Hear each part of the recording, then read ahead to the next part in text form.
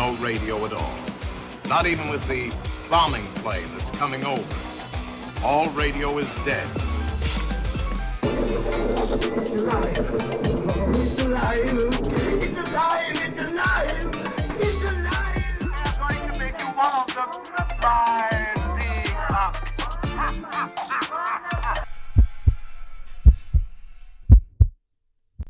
Hello and welcome back to another episode of Horror of the Worlds, where we talk about horror movies and where they got their influences. I'm Chris Gerhardt, and today we are talking more about exploitation, not so much the movies itself. Jumping right into it, exploitation films, what they actually mean when they say exploitation is exploiting a current trend, a niche genre, the smaller genres, lurid content, typically nude or even drugs, and graphic violence, just absurd violence. Just the definition of exploit itself is make full use and derive benefit from a resource or a bold or daring feat. So I don't know about you, but when I think of exploitation films, I always think of something that's just off, unhinged, that is just crazy, balls to the wall. You don't really know what's going to happen down the line in the movie. So it's a roller coaster of a movie, which makes it a lot of fun for me. Kind of like the origins of exploitation is they start off typically as a cheap B movie, the second film in a movie on a drive-in. So they were quick produced movies, easy money as well, because it didn't take much money and it was a quick turnaround, and they were able to stay on topic of what was going on in society at the time. Because one thing that is commonly misused is exploitation genre. It is not a genre, it's actually a label. With it being a label, you could add it to a subject matter or a genre matter. So it's not a genre itself. The intended purpose of these exploitation films has changed throughout the decades. When it first came out, like back in the 30s, when it came to movies like Ecstasy, that was just exploiting a lot of the nudity. So think of like softcore, marijuana, where it was exploiting reefer, which later on became they re-edited it as Reefer Madness, which I'm pretty sure we all know about, making pot look so much more fun and scary, which became a more so a horror film later on. But in the 1940s, a lot of these exploitation films tended to be more geared towards advertising, where it was just in your face and just trying to get into people's houses. If that makes sense, hopefully. And then in the 50s, it was a lot of teen pics. So I don't know if you ever watched an episode of Mystery Science Theater 3000, but sometimes they actually had those little 10-15 minute shorts that kind of helped make a teenager act like a teenager, and they know what they're supposed to be doing to help out their parents or Boy Scouts or the Ford companies. But there were also a lot of those horror films that were coming out that were geared towards teens, exploiting them, making them come to the movies and want to watch these films.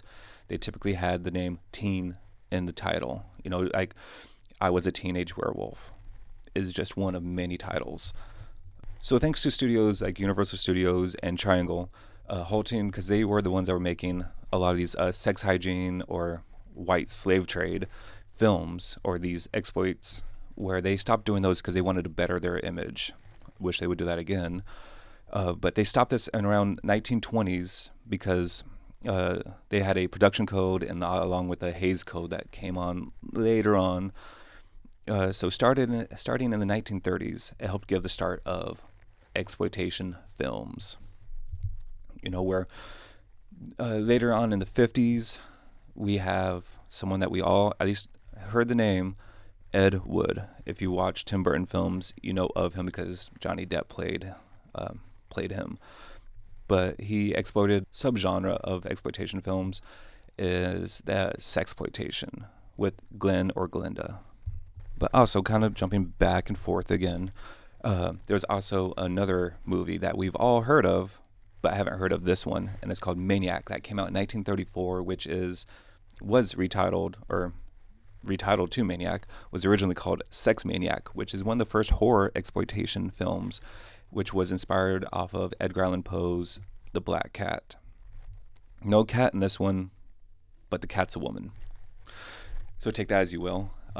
Supposedly this is like one of the worst movies that were ever made. I guess are not including the Hanamanos, but maybe this is like the worst exploitation film.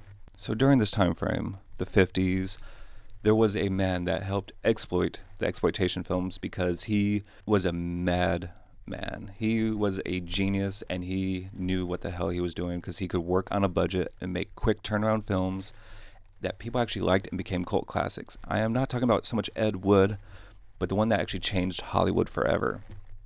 And that is Roger William Corman.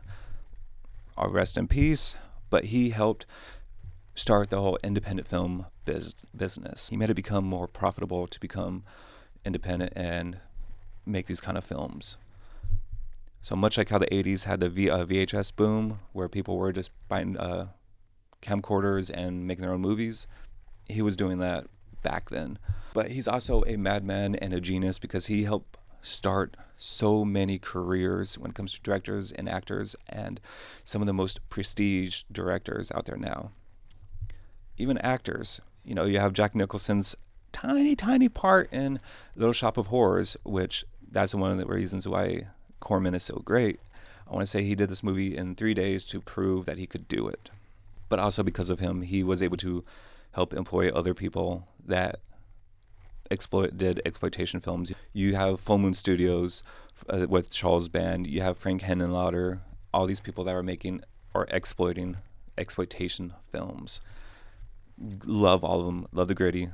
So a lot of these films, they didn't need much of a plot. They just needed images on the screen and to sell. Put asses in the seats. Put eyeballs on the screen. TV, laptop, movie, projector, drive-in, you name it. A lot of these like exploitation films, as I would like to call it nowadays, like South Park. How South Park has such a quick turnaround. Usually it's like a week of recording, coming up with the subject matter. So you could turn on Comedy Central, whomever, and like, how are they staying on top of this? That's what these exploitation films were. There was 70s, like where everyone was going out camping. We talked about that on one of our episodes as well, when it comes to like our When Animals Attack, or you know, you have the French extreme movement. Everyone had this boom, and you had these directors and writers that were able to put this on a screen, make it entertaining, and just get the image out there, get the word out there. And you didn't need a big studio to do this, which came to like one of the terms of grindhouse. Grindhouse was, it's in the name, grind. They grinded these films out quick and easy, however you want to call it, easy, but not easy. But these were also grindhouse theaters were the ones that were showing these films, that weren't showing these big blockbuster films. Typically, a lot of these were like the Hammer horror films that were still exploiting the Universal movie films. But along also came like probably one of the more, I think the ones that we kind of know about is blaxploitation. One of my top 5 exploitation genres. These were predominantly black cast members and directors and editors, and they were geared towards African Americans, where they had them against the man, the white man, whitey, keeping the black man down. But one of my favorite movies is Blackula, which you could guess it by the name. It is a black Dracula, and for its time, it was a fucking gruesome version of Dracula. Almost one of my favorite Dracula movies as well, or different variations of Dracula. I highly recommend it if it's ever streaming anywhere, or if you could get yourself a copy. Check this movie out if you want some blood, gore, and just some badassery. But also, blaxploitation is still going around. I'm not talking about just like the channels that are geared for that. One of the more recent movies that is, if Saw and Friday had a baby, it would have made this movie, The Blackening. This movie was kind of slept on. I know it's going to come back around, but I highly recommend watching this movie if you're down for a comedy. But I want to say what the subtitle or the punchline of this is. You know, when everyone's black, who dies first?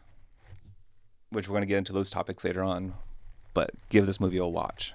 And like I said before, you know, exploitation is a lot of companies' bread and butter. You have Full Moon Studios, where Charles Band ended up making a coronavirus movie just, I think, like a month after COVID happened.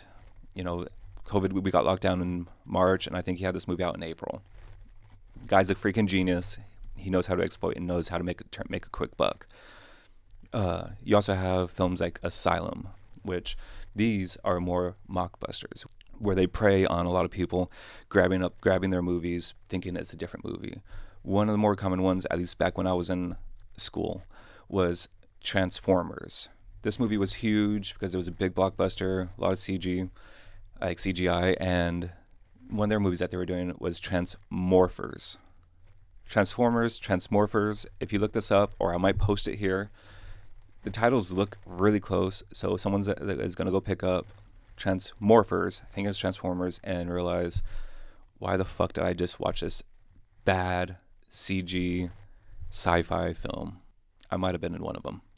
Exploitation helped give birth and is some of my favorite genres, period, when it comes to horror. Slashers and splatter. They are exploiting a lot of those movies that were coming out in the 80s, and even now the splatter that was coming out in the good 2000s. Some of that torture porn, gore, just pointless, just, you love what you love.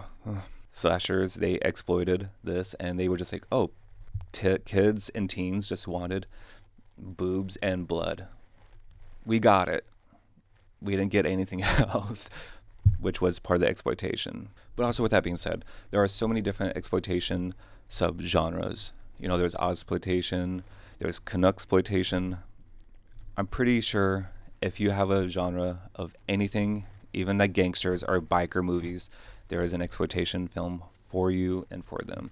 If you want to hear more about this, or if anything, leave a comment down below about your favorite exploitation subgenres or favorite exploitation movies that you think that I should or any one of us should be checking out. Hope you enjoyed this quick episode. See you next time.